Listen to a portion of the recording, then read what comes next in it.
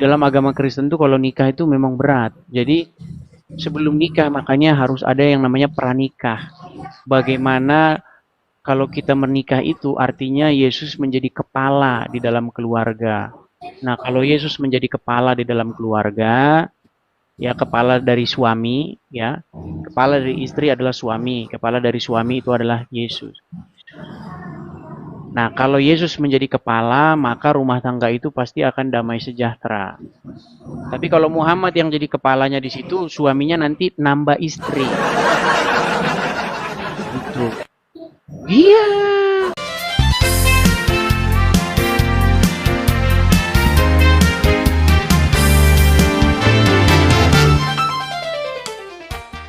Iya, silakan nyalakan kamera, Hani, silakan. Oke, Hani.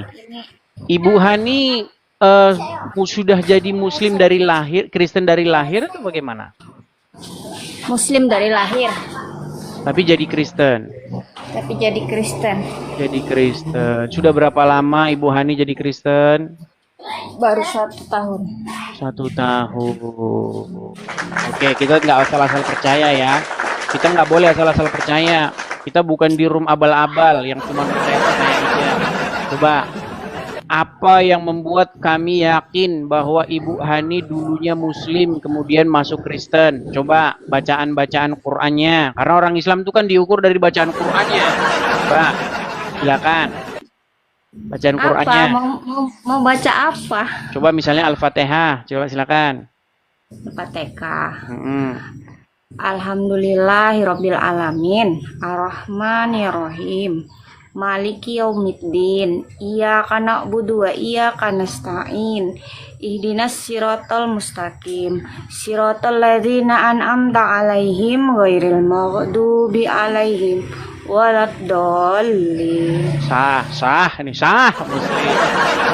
Coba bacaan sholat yang masih diingat dulu. Apa bacaan sholat yang masih diingat? Bacaan salat. Mm-mm. At-tahiyatul mubarakatus salawatut thayyibatu lillah. Assalamu alayka ayyuhan nabiyyu wa rahmatullahi wa barakatuh. Assalamu alaina. Udah sah nih. Sah. Coba Bu Hani, apa yang membuat Anda akhirnya meninggalkan agama Islam? Saya sejak lahir Islam ya, tapi di situ tidak menemukan ketenangan. Tidak menemukan. Itu aja. Terakhir saya sakit. Waktu itu umur 39 tahun ya.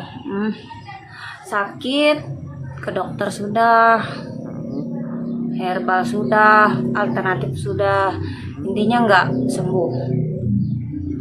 Ada teman saya tuh ngasih nasihat, mintalah ke ini Tuhan Yesus. Kita emang teman waktu itu. Tapi kan setiap kali dia ngomongin agama gitu kan pasti debat terus nih kita. Oke, akhirnya debat. Lalu? Ya debat. Saya kan masih yakin tuh dulunya. Coba aja kamu berdoa di dalam nama Tuhan Yesus. Dan jadi aku tuh disuruh bikin tantangan nih, Bang Edis. Disuruh bikin tantangan ceritanya, ya Yesus. Kalau kamu nggak mau mengakui dia Tuhan Yesus kan, ya udah nggak usah panggil dia Tuhan katanya. Yesus, kalau memang kamu benar-benar Tuhan, tunjukkan mujizatmu kepadaku dan berikanlah kesembuhan untukku. Jika aku sembuh, aku bersedia menjadi pengikutmu. Dan puji Tuhan saya sembuh, Bang Edis. Saya kan sakit pendarahan waktu itu. Udah hampir. Akhirnya Bu Hani sembuh, singkat cerita sembuh, baru jadi orang Kristen ya? Ya, akhirnya saya sembuh. Nah, setelah saya menjalani di dalam kekristenan ini udah hampir 1 tahun 5 bulan lah kurang lebih. Nah itu di sini saya belajar tentang Bible. ada satu yang membuat saya tuh agak ganjal Apa itu? tentang ini hukum pernikahan. Pernikahan. Kenapa Ya. dengan pernikahan? Kan di situ di dalam firman di situ tertulis apa yang sudah dipersatukan oleh Allah tidak bisa Ceraikan diceraikan oleh oleh manusia. Hmm. Nah, sekarang gini, misalkan di dalam rumah tangga itu sudah tidak ada kecocokan, terus tidak ada damai sejahtera di Emang suami itu dalamnya. Muslim? Oh, dulu Muslim. Oh juga jadi Dulu Kristen Muslim. juga? Enggak, kita udah cerai. Oh, Udah kalau sebelum dulu saya berarti masuk. kalau dulu kan tidak dipersatukan oleh Allah, dulu kan dipersatukan oleh Allah. Nah, Iya, iya saya tahu. hmm, Saya tahu. hmm, Saya lagi nggak bahas itu ya. hmm, Kan saya sebelum masuk ke ini udah jadi janda nih ceritanya hmm. selama 6 tahun itu. Jadi terus begitu masuk Kristen itu ya udah nggak ada sih yang itu. Gak ada kaitannya. Jadi yang sekarang mau saya tanyakan ya itu tadi Bang Edis. Kok kenapa? Misal nih ya, ada juga tuh firman Tuhan mengatakan tentang hukum menikah lagi itu loh, Bang Edis katanya di situ zina hukumnya. Ya, jadi kalau menurut hukum di dalam Bible, memang pernikahan itu tidak boleh bercerai kecuali oleh kematian. Andai pun bercerai, maka memang kalau menikah lagi dengan orang lain itu memang dihukumi sebagai perzinahan. Makanya memang berat, Bu. Di dalam agama Kristen tuh kalau nikah itu memang berat. Jadi sebelum nikah makanya harus ada yang namanya pranikah. Bagaimana kalau kita menikah itu artinya Yesus menjadi kepala di dalam keluarga. Nah, kalau Yesus menjadi kepala di dalam keluarga, ya kepala dari suami, ya. Kepala dari istri adalah suami, kepala dari suami itu adalah Yesus. Nah, kalau Yesus menjadi kepala, maka rumah tangga itu pasti akan damai sejahtera. Tapi kalau Muhammad yang jadi kepalanya di situ, suaminya nanti nambah istri. Gitu. Iya. Bagaimana dia? Kalau Yesus menjadi kepala dari suami, maka suami itu akan taat kepada Yesus. Bagaimana di dalam Bible itu kasihilah istrimu. Hai suami-suami, kasihilah istrimu. Hai istri-istri, kasihilah, hormatlah kepada suamimu, seperti itu. Nah, kalau ibu masih Islam, nah boleh main tangan, boleh pukul. Seperti itu. Jadi kalau menurut pandangan saya ya, kalau ibu dulu nikah belum secara Kristen, kalau dalam sudut pandang saya itu belum dianggap sebagai suatu pernikahan. Seperti itu. Tapi alangkah lebih baiknya Bu ya, kalau dalam Bible itu berbicara ketika satu orang diselamatkan mengenal Yesus, entah itu suami atau istrinya, maka itu harus dampaknya itu harus kepada seluruh keluarga. Jadi kalau satu orang diselamatkan, misalnya suaminya, maka istri dan anak-anaknya itu akan ikut seperti itu. Selain kita memberitakan dengan logika, kita juga harus mengimplementasikannya dengan perbuatan yang benar. Jangan tiap hari ngomong firman Tuhan tapi orangnya enggak kasih Kristus. Tiap hari ngomongin firman tapi kelakuannya kayak ini. Itu yang disebut oleh Yesus cuman omdo, ngomong jahat. doang. Kamu menyebut aku guru, kamu menyebut aku Tuhan, kamu bilang Tuhan, Tuhan, tapi enyahlah kau para pembuat kejahatan seperti itu. Kalau Yesus jadi Tuhan, artinya Yesus itu jadi kepala, jadi yang berdaulat atas kita. Kalau Yesus berdaulat, maka kita ngikutin dia. Yesus memerintahkan apa? Suruh hidup dengan kasih. Seperti itu, Bu. Jadi gitu ya Bang Edis. Misalkan nih udah nikah nih sama orang Kristen juga dan itu istrinya sering selingkuh sama orang gitu kan, terus itu artinya kan diceraikan. Itu artinya Yesus tidak menjadi kepala di rumah tangga itu. Dia tidak menjadi Tuhan dalam rumah tangga itu. Yang menjadi Tuhan dalam rumah tangga itu Syaiton Nirosi. Kalau Yesus menjadi Tuhan di dalam rumah tangga itu, maka otoritas itu ada pada Yesus, bukan ada pada setan. Seperti itu. Bukan ada pada dirinya, begitu. Jadi walaupun suami tetap selingkuh gitu, ya tetap harus bertahan gitu. Ya, harus dirubah. Sampai mati gitu. Kalau kenapa dia selingkuh? Karena Yesus tidak jadi kepala di situ. Apa kata Yesus? Jangan berzina, betul? Apa kata firman Tuhan? Jangan berzina. Kalau dia berzina, berarti kepalanya siapa di situ? Bukan Tuhan kepalanya. Kepalanya Satan. Makanya daripada dia berzina terus kan mending cerai gitu kan. Bukan seperti itu. Solusinya bukan seperti itu. Solusinya supaya membawa Yesus menjadi raja di dalam kepala, di dalam sebuah rumah tangga. Begitu. Tuhan itu membenci perceraian. Siapa manusia yang tidak berdosa, bersalah? Yang penting kan sekarang bagaimana kita berubah, bertobat, menjadi ciptaan baru.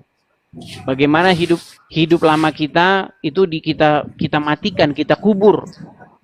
Kemudian kita hidupkan tubuh kita yang baru, hidup kita yang baru, seperti itu. Tapi kenapa Bang Edi di sini di tempat daerah saya tuh banyak mereka udah nikah nih terus cerai karena alasannya ya salah satunya itu ada yang selingkuh dan terus mereka menikah lagi masing-masing menikah lagi. Itu tidak mengikuti ajaran Tuhan Yesus.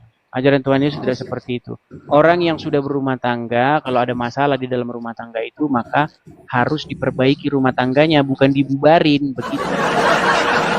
Kalau udah nggak bisa, seandainya pun tidak bisa, hukumnya itu sangat berbahaya. Hukumnya itu, maka mereka itu memang tidak bisa menikah lagi. Kalau menikah lagi itu hidup dalam perzinahan seperti itu.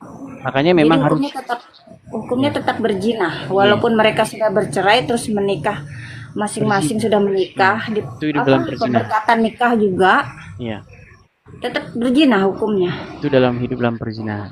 Karena di dalam Bible dikatakan andaikan kata ya, perceraian itu terjadi, itu hanya boleh dilakukan karena zina.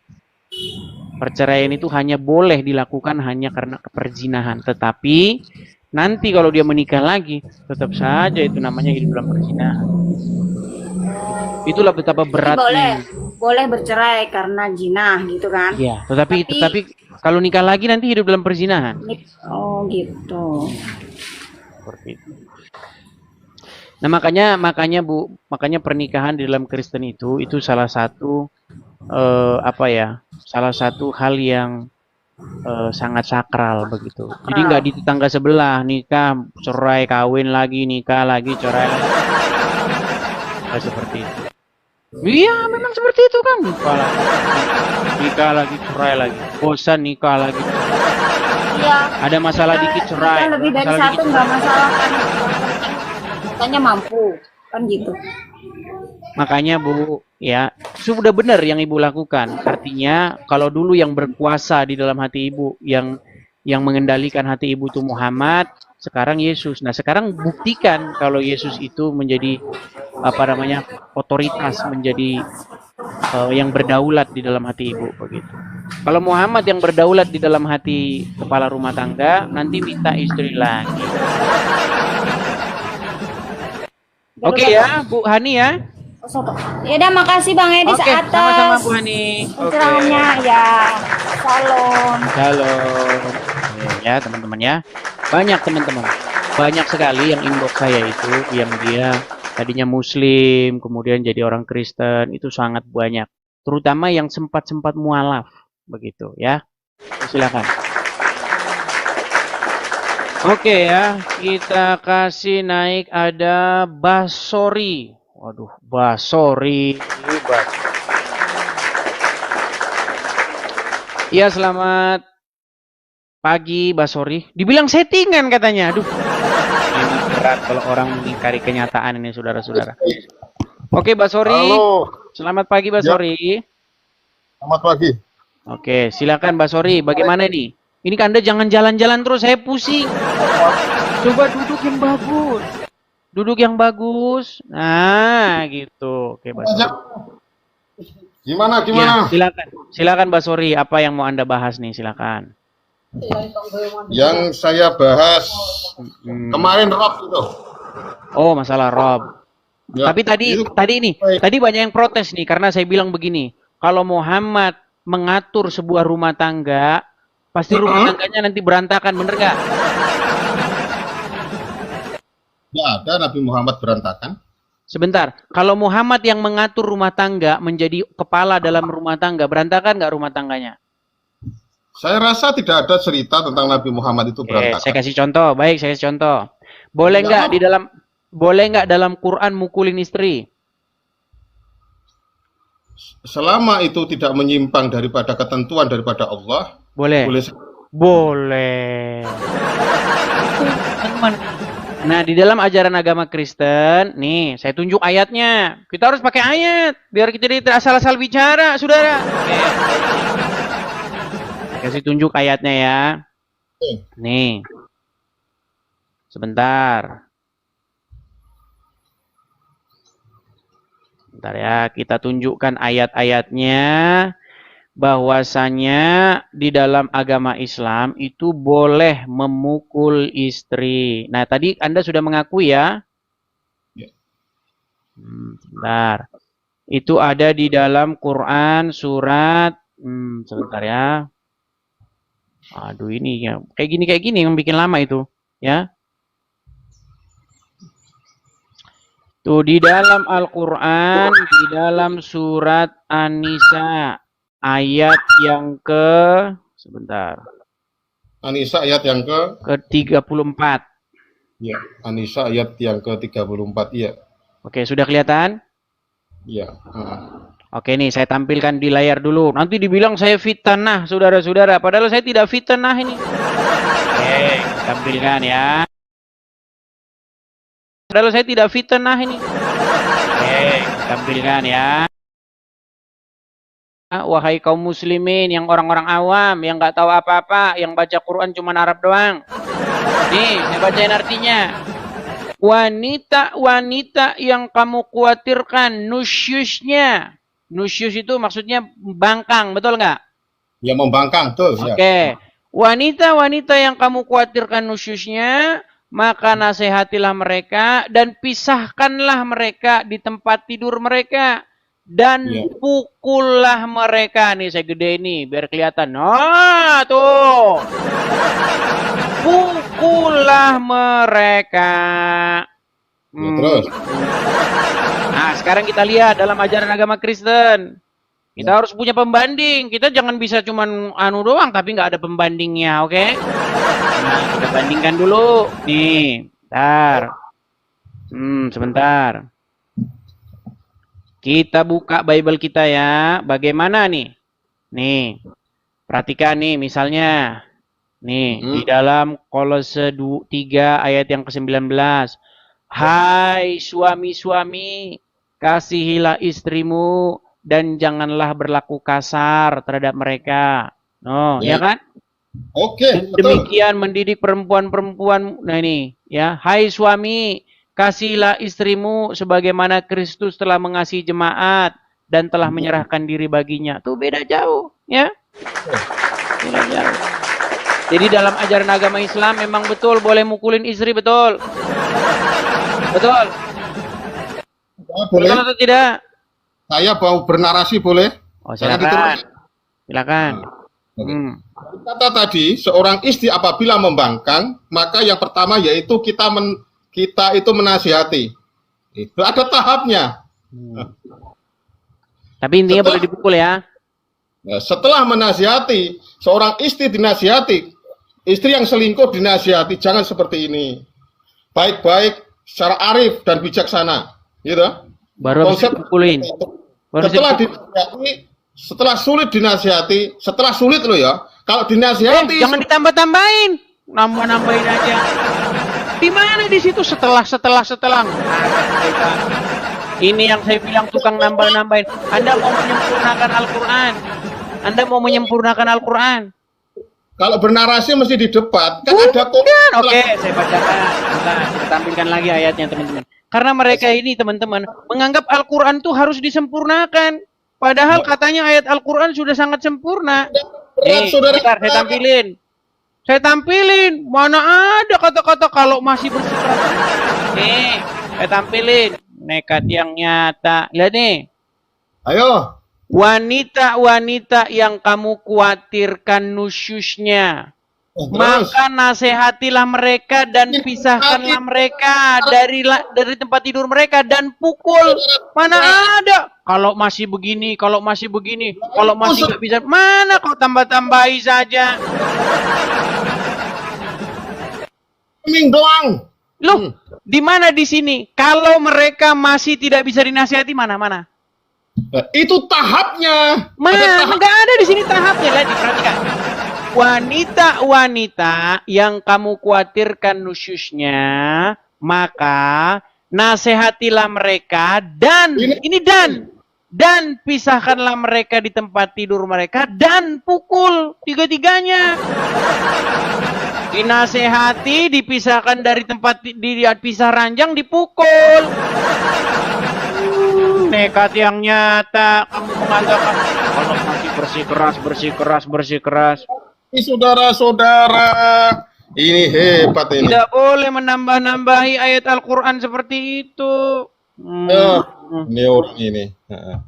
Terus, Betul. itu seperti itu saudara-saudara. Tapi ya, jadi intinya, aku tak tanya ke kamu. Aku tak tanya ya. Jika umat Anda itu, istri Anda itu selingkuh, ya toh? Terus di mana di dalam ayat Anda? Di dalam kitab, kalau selingkuh tidak dinasihat. Baik, saya jawab. Kita jawab, teman-teman, kita jawab. Nih, benar. Saya, di dalam, ini mau dijawab kok kejang-kejang. Ini caranya, dengar. Iya. Dengar. Dengar ini saya mau ngomong. Perhatikan. Kejang-kejang ini. Dengar ya. Segala sesuatu itu ada penyebabnya. Ya kan? Nah, tapi teman-teman kekristenan itu, orang lagi ngomong. Ini lagi bisa bicara. Boleh saya bicara? Boleh? Ya. Oke, boleh, siap. Baik. Jadi kekristenan itu percaya bahwa kasih itu mengalahkan yang namanya kejahatan. Nanti saya lagi bicara. Saya sedang berbicara. Ini orang kejang kayak ini, pengikut Muhammad nih kayak gini. Menyelesaikan segala masalah dengan kekerasan. Ini pengikut Muhammad seperti ini, saudara-saudara. Mari kita selesaikan masalah dengan kekerasan.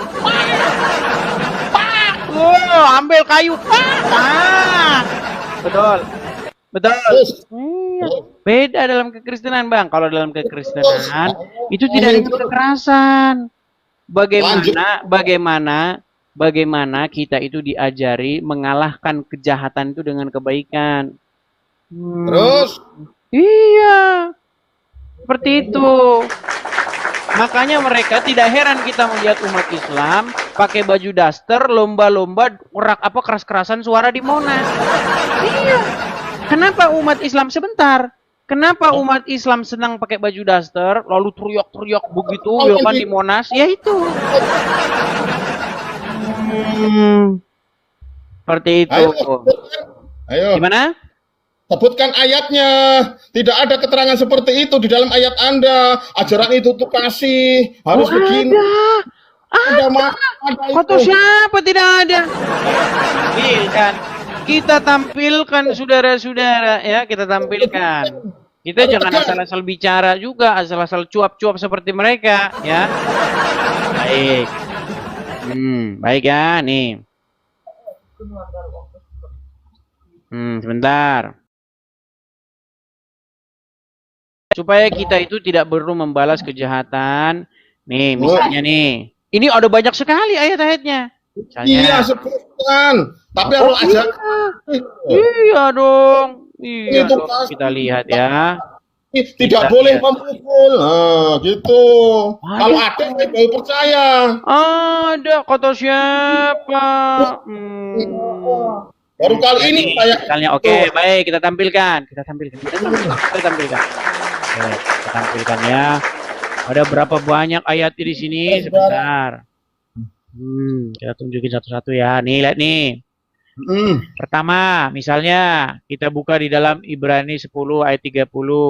Sebab kita mengenal Dia yang berkata, pembalasan adalah hakku.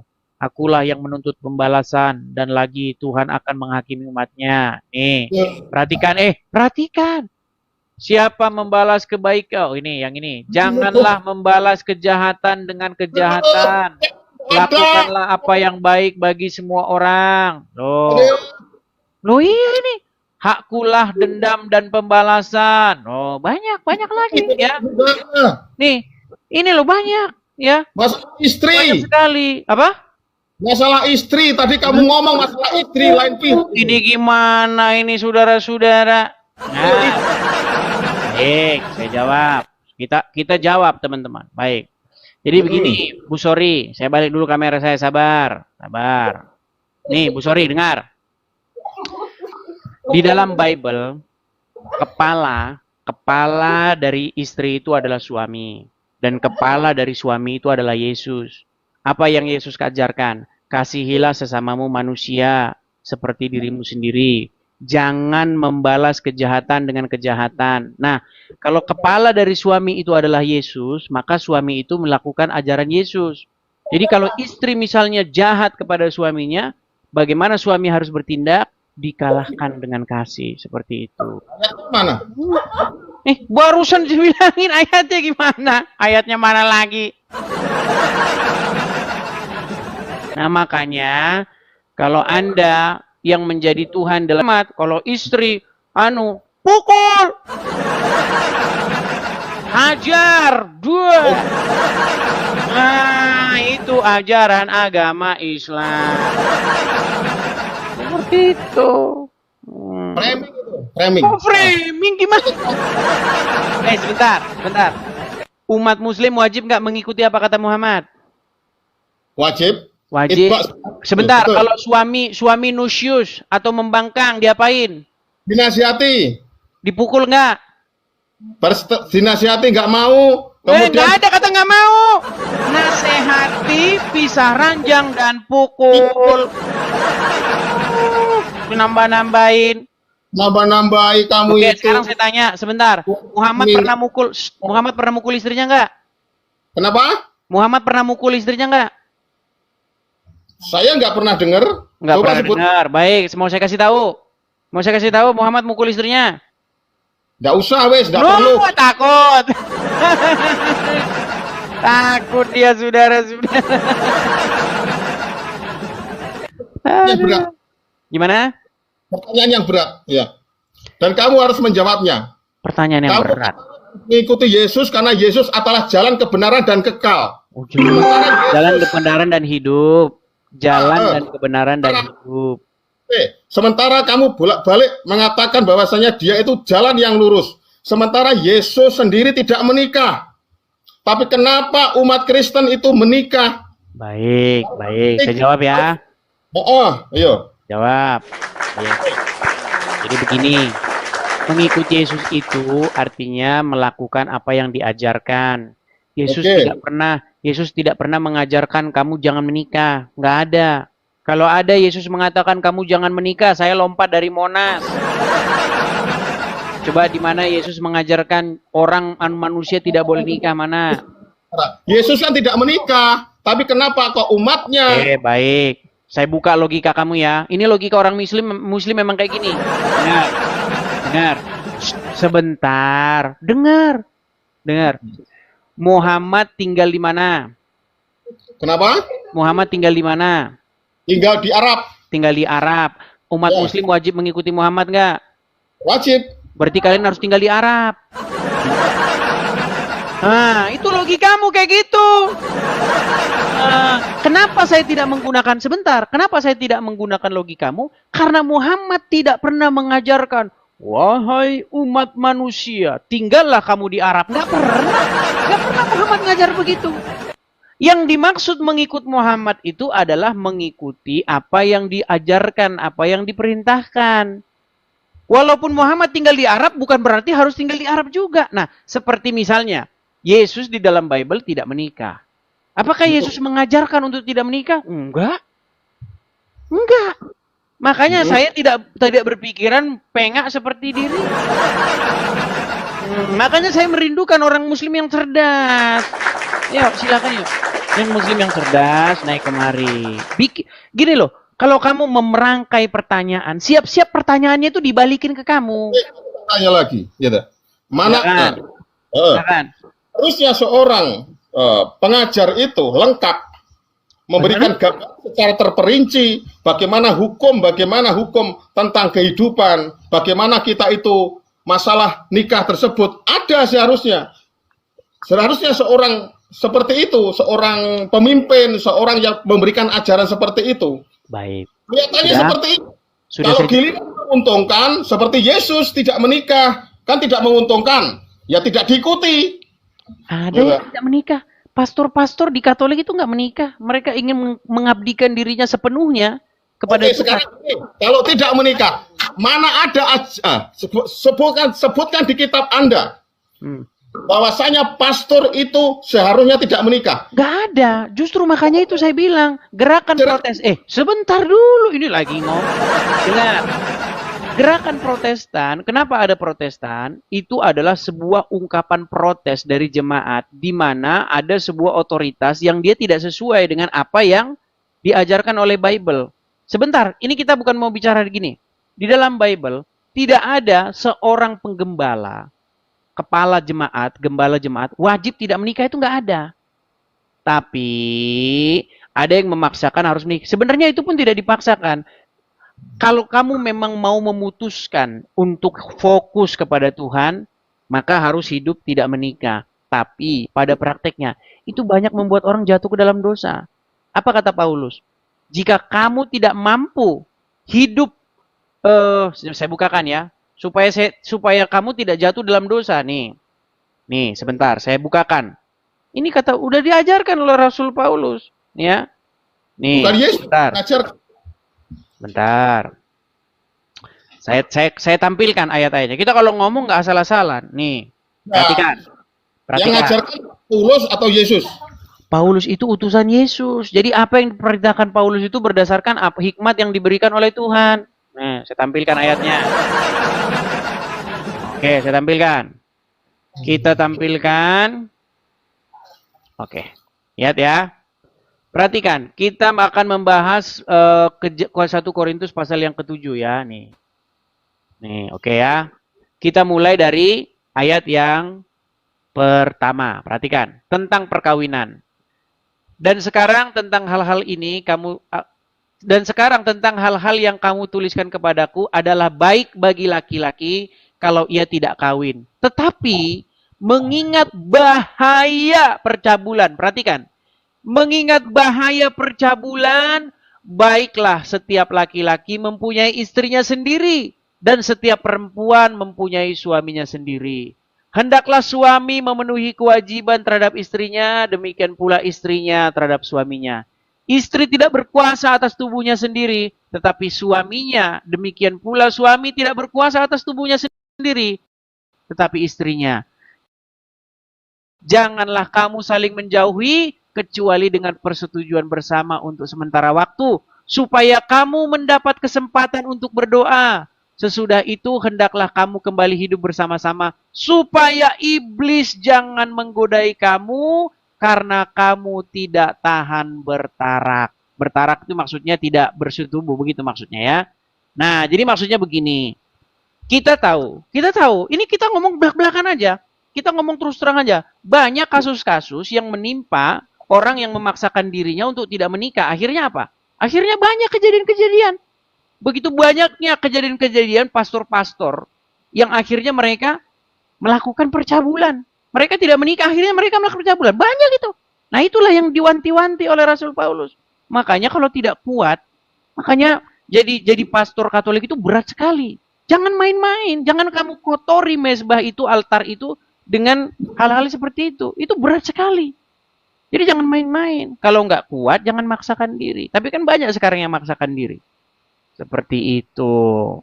Berarti gini, dari pembicaraan kita, tidak ada secara perinci bahwasanya Yesus mengatakan bahwasanya seorang pastor itu tidak menikah. yang berkata itu Paulus. Gitu loh. Tidak dikatakan di situ harus tidak menikah. Kalau kamu memilih kuat untuk hidup bertaraf, ya tidak apa-apa. Tapi kalau kamu tidak kuat hidup bertaraf supaya kamu tidak jatuh dalam dosa, maka menikahlah seperti itu. Ya kan gini Mas Edis. Berarti yang bicara itu kan bukan Yesus, tapi Paulus. Gitu intinya seperti itu. Itu adalah utusan dari Yesus. Apa yang diajarkan oleh Paulus itu berasal dari hikmat yang diberikan kepadanya. Bukan cuma Paulus.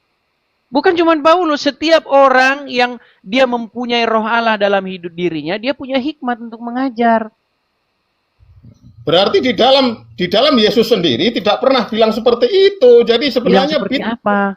Yesus tidak pernah melarang orang untuk tidak menikah. Yesus tidak pernah melarang orang menikah. Masalah poligami juga gini. Masalah poligami ya. Seperti Nabi Sulaiman. Sebentar. Ini gantian dulu. Jangan lari-lari dulu. Jangan lari-lari sebentar. Di dalam Al-Quran, sebentar nih. Ini kita jadi bicara soal perkawinan. Dengar. Sebentar, Pak Sori. Saya sudah membaca Al-Quran dari A sampai Z. Dari Al-Fatihah sampai Anas.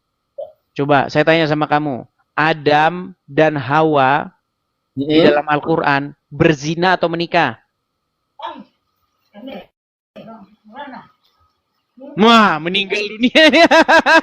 Meninggal dunia. Meninggal dunia. Ayo.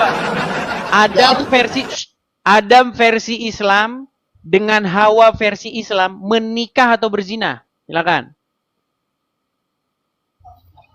Karena saya sendiri kalau nikah gini, jawab dulu.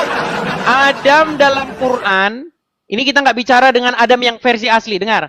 Adam versi asli, Adamah, ya, tanah itu, maksudnya tanah coklat itu ya, yang dijadikan manusia. Di dalam Bible, Adam versi Bible itu dinikahkan oleh Tuhan. Ketika Tuhan membentuk seorang wanita, maka diperintahkan, beranak cuculah, berkembang biaklah, dan penuhilah bumi dan taklukkanlah itu. Ya. Tapi di dalam Quran, Adam dengan Hawa nikah atau berzina? Sebentar. Oke, sebentar. Saya tunjukkan ayatnya. Sabar ya teman-teman ya.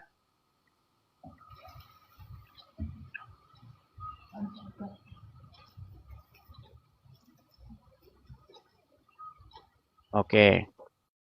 Kita tunjukkan di dalam surat Al-Baqarah ayat yang ke sebentar ya.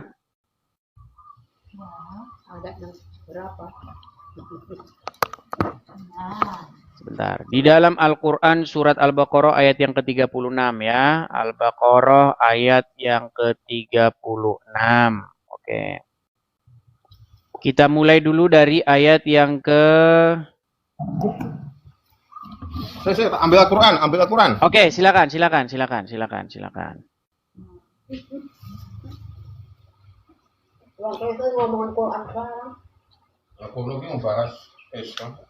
Sebentar ya, sambil kita tunggu ayatnya dalam Quran sebentar. Sini kita belum persiapkan karena temanya bukan ini sebenarnya.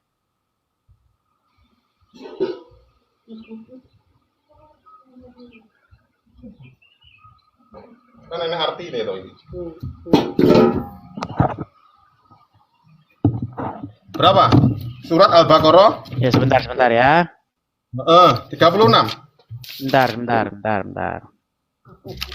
Quran surat Al-Baqarah, surat Al-Araf aja, ke Al-Araf aja ayat yang ke-27. Kita buktikan bahwa Adam dalam Quran itu nggak dinikahkan, mereka berzina. Jadi makanya mereka ini, umat ini turunan zina. Ayo buka. Surat Al-Araf ayat yang ke-27. Al-A'raf ayat juz berapa itu? Al-Araf ayat yang ke-27. Juz berapa? Surat Al-Araf juz keberapa? Ini nyari saya. Apa mau saya tampilkan saja di layar? Kadang framing. Oke, baik, kita tunggu. Surat Al-Araf ayat yang ke-27. Apa Al-Araf? Juz berapa Al-Araf itu? Oke, surat Al-Araf itu juz yang ke-8 dan 9. Juz 89. Enggak. Ya, juz ke-8 sampai ke-9 itu. Coba ketemu nggak di situ surat Al-A'raf? Oh, ya oke. Oke, ayatnya yang ke-20 151. ayat yang ke-27. Kita mengajar orang Islam ya, teman-teman ya. Lah, kita sama-sama. Kadang protes. Iya, Protes. masalahnya Adam di Bible kalian tiru-tiru. Kitab niru-niru akhirnya jadi pusing sendiri. Ayo. Itu beda kok niru. Kamu itu yang framing. Iya. Makanya akhirnya Adam jadi berzina. Oke. Kata-kata 100 berapa? Ayat berapa? 100 berapa? Ayat 27. Ya. Nama suratnya, halamannya. Halamannya udah beda-beda. Cetakan siapa dulu? Iya, terus. Oke, surat Al-A'raf ayat yang ke-27. Wahai anak cucu Adam, Oke. janganlah kamu tertipu oleh setan sebagaimana halnya dia telah mengeluarkan ibu bapakmu dari surga. Siapa ibu bapakmu dari surga itu siapa? Ibu bapakmu dari surga berarti dinikahkan oleh Allah, saudara-saudara. Sebentar, oke, sebentar. Terus dibaca lagi. Gimana ini? Ya, dibaca dulu, belum selesai. Mandakan mereka itu disahkan oleh Allah Subhanahu wa taala. Lanjut bacanya dulu. Ayo, Bacanya lanjut dulu. Terus dengan menanggalkan pakaian keduanya untuk memperlihatkan aurat keduanya. Sesungguhnya dia dan pengikutnya dapat melihat kamu dari suatu tempat yang kamu tidak bisa melihat mereka. Sesungguhnya kami telah menjadikan setan-setan itu pemimpin bagi orang-orang yang tidak beriman. Baik. Terus. Jadi di situ, perhatikan. Di situ ada kata ibu bapakmu. Ibu bapakmu itu merujuk kepada Adam dan Hawa, betul? Ya, wahai anak cucu. Betul. Oke. Wahai anak-anak Adam, janganlah sekali-kali kamu ditipu oleh Saitan sebagaimana ia telah mengeluarkan kedua ibu bapakmu, yaitu Adam dan Hawa, betul? Dari surga dengan cara menanggalkan dari keduanya pakaiannya untuk saling memperlihatkan aurat mereka, betul? Betul. Oke. Pertanyaan saya, apakah Adam dan Hawa di surga itu menikah? Mereka diciptakan oleh Allah Subhanahu wa taala disatukan.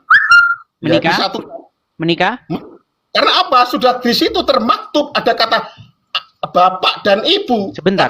Pertanyaan saya bukan itu. Apakah mereka menikah? Konteksnya bapak dan ibu itu menikah. Oke, mereka menikah. Pelan-pelan, jangan boros-boros. Mereka menikah ya. Al-Quran.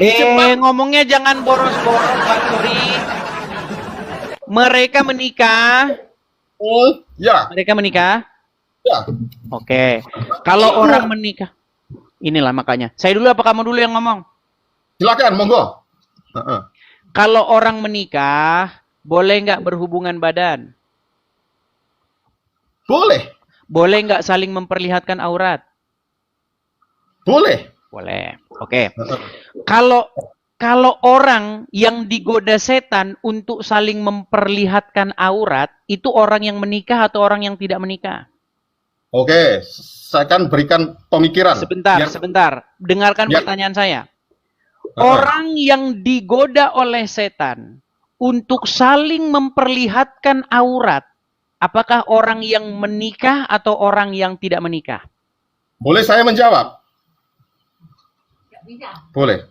Di surga Allah Subhanahu wa taala menikahkan keduanya. Aduh, ini dijawab. Jawab. Di sini ada setan membujuk supaya mereka saling memperlihatkan aurat, betul? Betul. Di surga kita menikah kemudian sebentar, ini saya ulangi. Makanya anak-anak zina ini dengar. Apakah Adam dan Hawa di dalam surat Al-A'raf 27 ini digoda oleh Saitan untuk saling memperlihatkan aurat? Gini, Di surga mereka menikah. Karena kadang-kadang Ini terakhir nih. Kalau habis ini kamu masih ngeles, saya tendang. Dengar, Basori. Basori, dengar. Di dalam Tuhan ayat setan itu, kemudian coba dibaca dulu ayatnya. Baca dulu ayatnya. Baca ayatnya. Bu, Baca ayo ayatnya. Bapak Ibu. Oke, mereka Kami itu digoda bodoh. nggak untuk saling memperlihatkan aurat? Mereka itu Bapak Ibu jelas itu. Mereka menikah. digoda atau tidak Kamu itu untuk saling gimana sih? memperlihatkan aurat? Itu jelas menikah. Mau kata-kata siapa loh? Bapak Ibu pasti menikah. Ya, kau tidur di bawah sana. Ditanya, betul itu bapak ibumu, tapi mereka berzina. Akhirnya, walaupun orang berzina punya anak, itu tetap bapak ibumu. Mereka dulu berzina. Oh.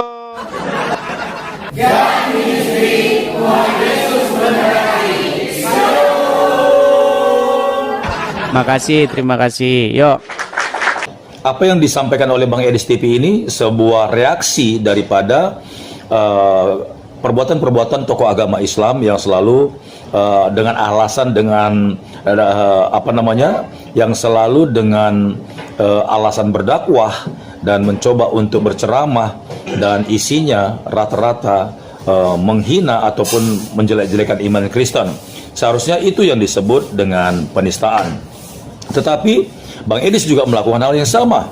Nah, kalau Bang Edis mengungkapkan perasaan itu kepada umat Islam, apa jadinya? Nah, jangan giliran Bang Edis membahas agama Islam dikatakan penistaan agama, tapi agama Islam membahas iman Kristen dianggap dakwah. Ini tidak fair. Jadi hadapilah Bang Edis dengan kecerdasanmu, hadapilah Bang Edis dengan hati yang lapang, dan mari sama-sama kita luruskan fakta sejarah yang dituliskan oleh Alkitab ataupun Al-Quran yang menjadi panutan kedua agama ini. Baik, belajar tidak akan pernah habis, menimba ilmu tidak habis-habisnya, karena semakin banyak belajar, semakin bertambah pengetahuan. Sampai jumpa di video berikutnya. God bless you all.